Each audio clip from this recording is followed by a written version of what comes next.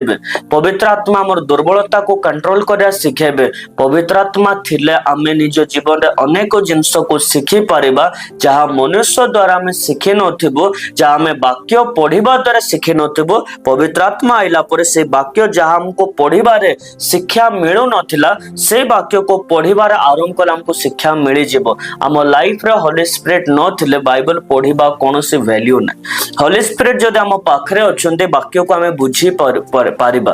वाक्य पढ़िबा इंपोर्टेंस नै, वाक्य को बुझिबा इंपोर्टेंस। जदि आमे वाक्य को पढ़ी पढ़ी खाली जाउछो बुझी पारु ना हो ताले आमे विभिन्न प्रकार शैतान रो कार्य रे आमे लिप्त होई रही पारिबो। शैतान हमको दुर्बल आकार देखि पारिबो। बाइबल पढ़िबा शैतान पे जेलस थिंग्स नै, वाक्य को बुझिबा से जिंस चाहिबो नै। आमे वाक्य रो शिक्षा को पाइबा एवं वाक्य को बुझिबा ए विषय शैतान चाहिबो नाही। बाइबल पढ़ंतो मनुष्य से एहा चाहे किंतु वर्ड रीडिंग करे वाक्य को बुझिबा द्वारा से ए विषय को नफरत करे घृणा करे।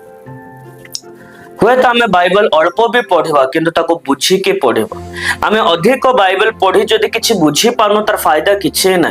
होली स्पिरिट आम पाखरे थिले पवित्र आत्मा वाक्य को बुझेबे, वाक्यर प्रत्येक प्रकार कैरेक्टर गुडा को बुझेबे, दाऊदंकर विषय रे बुझेबे, दाऊद केमते गलियात को बध कले से विषय को हमको बुझेबे एवं सेटा बुझिबा द्वारा आमे बुझि गला पर आम लाइफ रे जेता सही परिस्थिति आसुछि, जेता कोन से एनिमी गर्जन करूछि आम सम्मुख करे, जो वाक्य को से बुझे थे पढ़िबा समय आमे जदि से प्रकार परिस्थिति देकर यात्रा करूछु से समय से मने पकेबे देखे गलियात दाऊद सम्मुख रे से गर्जन कला, से समय गलियात को दाऊद बोध कले तो भी ए गलियात को बोध करो जहा तोर फ्रंट रे गोटे परिस्थिति ठिया आइछि, ए परिस्थिति को तो आराम से डिफेक्ट करि पारिबो। ए विषय को नै कि मने पकेबे ए जिंस को जता स्मरण रे पवित्र आत्मा नै आसंते आम भितरे गोटे बळ आसी जीवो। आम भितरे बळ आसी जीवा द्वारा आम से परिस्थिति को मुकाबिला करि पारिबा। से टाइम रे